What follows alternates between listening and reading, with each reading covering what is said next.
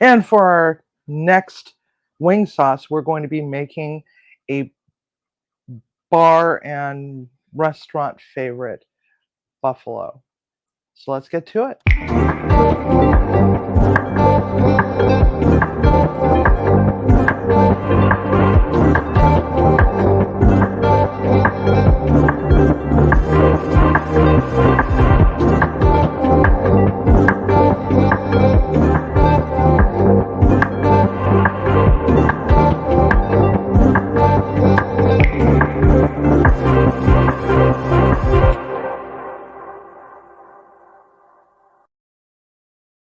And good evening, Munchie Mafia. So we are going to be making our buffalo sauce.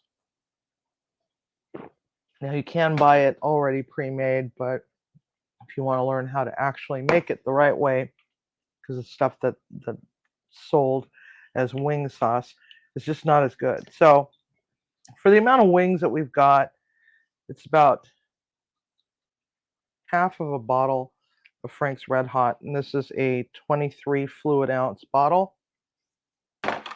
We're going to use up the rest of my minced ginger paste because my smoked garlic is still frozen. So it's going to be about a tablespoon, maybe a tablespoon and a half. So I want to just use the rest of it and go and buy some more when I need them. All right.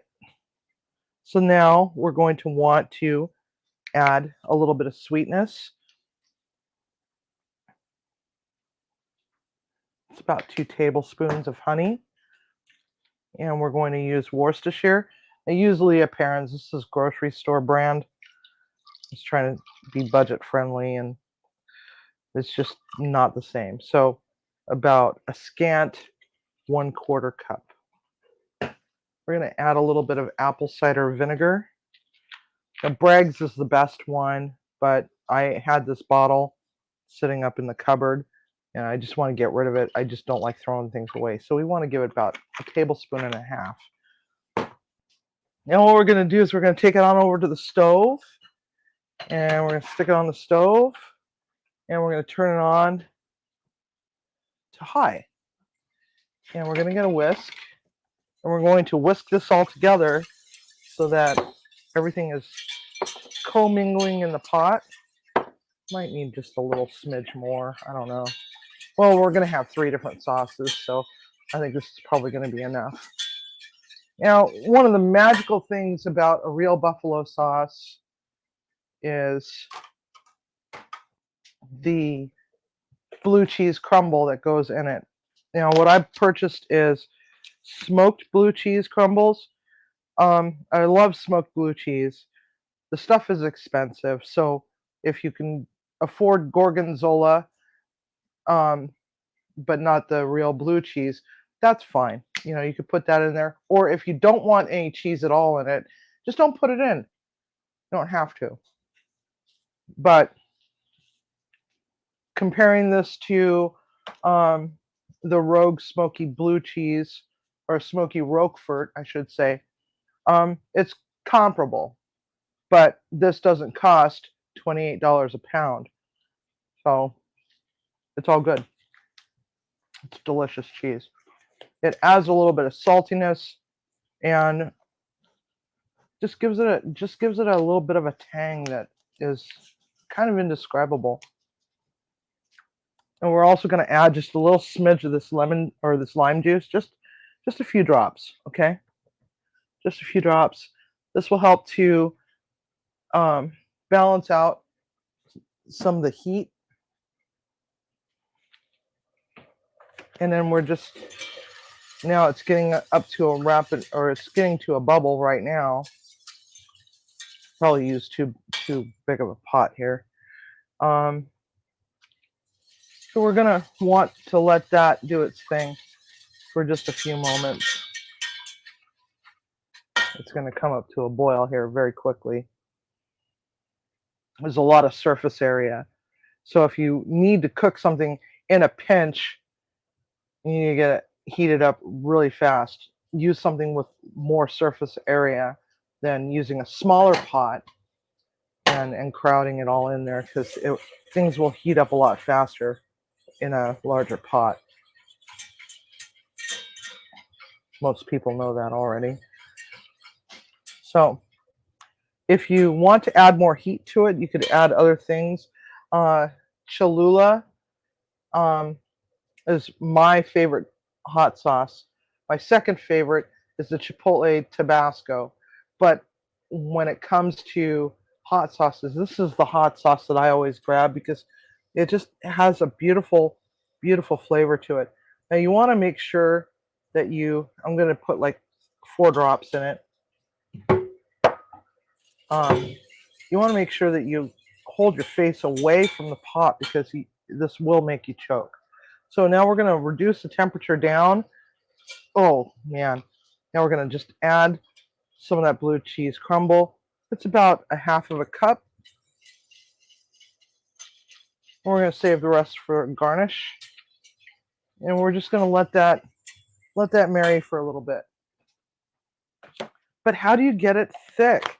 Because when I just throw Frank's Red Hot on the wings, it's just not thick. Well, we're going to emulsify it with butter.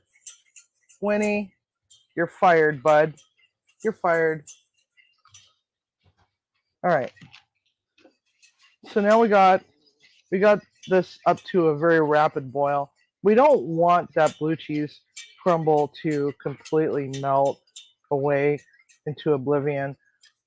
We want to still have some of the chunkiness to it. So next, what we're going to do is see how it's nice and bubbly. We're going to turn the heat. We're going to kill the heat. We're going to stir it for a few moments. Now, coil burners, it takes forever and a day for them to cool completely down just enough. So we're going to just kind of move it completely or slightly off.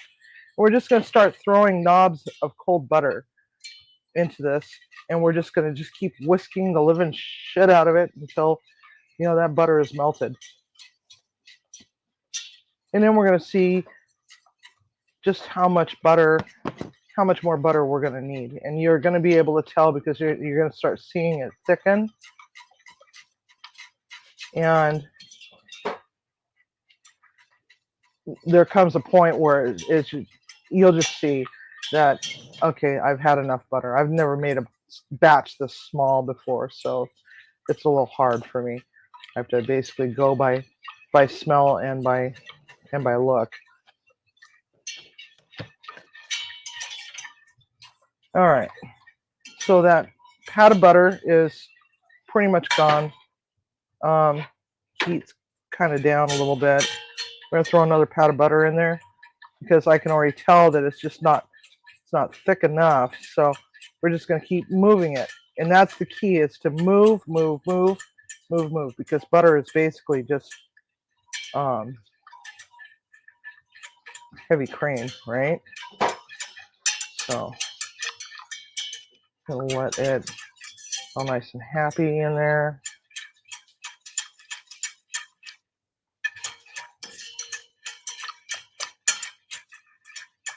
And just keep stir. And we're still not quite there, so we're just going to throw another knob of butter in there. And also, what will happen is this is going to help cool it down a little bit. And then you can just set it on the back burner. Now, one of the things that I like to do is I like to not toss my wings in sauce until the very, very last second, or just put the sauce on the side, because some people really do like their wings completely naked. So let them have the option. Also with garnishes, like with the Thai ginger, I like to use like some sort of crushed nut as the garnish, along with poppy seeds and green onions. But some people have an allergy to sesame and tree nuts, so sometimes it's just best to just put a little dish of nuts off to the side so that people have the option to do that. And when you're going to potlucks, what I generally recommend, is because of food allergies, is when you're throwing a potluck party with some friends, have them write down the ingredients to their dish on a little card that can be taped to the taped to the platter so that helps anybody that is going to be eating it be informed as to if there's an allergen in it. And that way they're not having to go and hunt down the person that made the dish. Hey, did you make a potato salad? Well, I made a potato salad. And then of course there's like 5 other potato salads on the table, because you know how it goes. Everybody makes the best potato salad, right? All right, so now we're starting to see some thickening, but I want to get a little bit more thick, so we're going to just add the last of the butter. And that's going to be a whole stick of butter to 2 cups of Frank's Red Hot. And we're just going to keep whisking, whisking, whisking. And this is going to start to melt very gently. And we'll see the fruits of our labor in just a moment. Of course, my arm is about ready to freaking fall off. Oh my God, this is just horrible. All right, there we have it. Trying not to splash on my Packers jersey.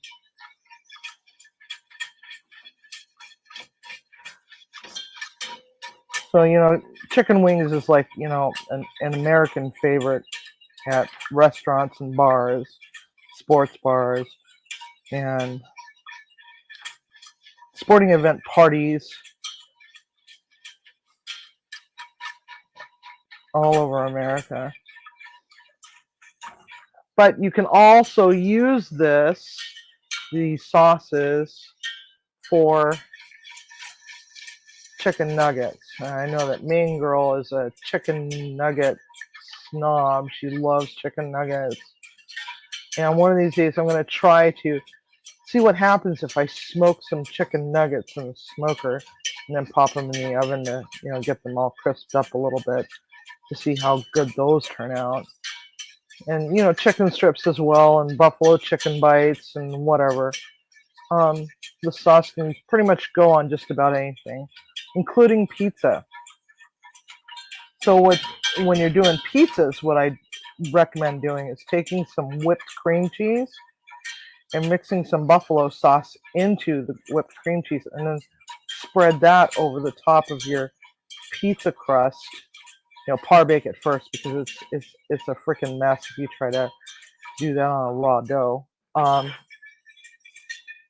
And then you put your dolloped cheese all over the pizza, and then toss some of your chicken pieces, your cooked chicken, into some sauce, and just kind of shake it a little bit so that you get the excess off. Put it on top of the pizza, and then some jalapenos and red onion, and whatever other pizza topping you might want. You can make a buffalo chicken pizza that's just absolutely to die for. So let's see here. As you can see, it's thickened up. And of course I'm out of spoons. Oh wait, no, there's a spoon hiding back here. All right. So I'm going to show you. See how nice, and this is nappe, where you draw a line and you hold the spoon upright, and it just barely closes that gap. It takes a while. That's the thickness that you want right there. Nappe, Nappe. That is a French culinary term.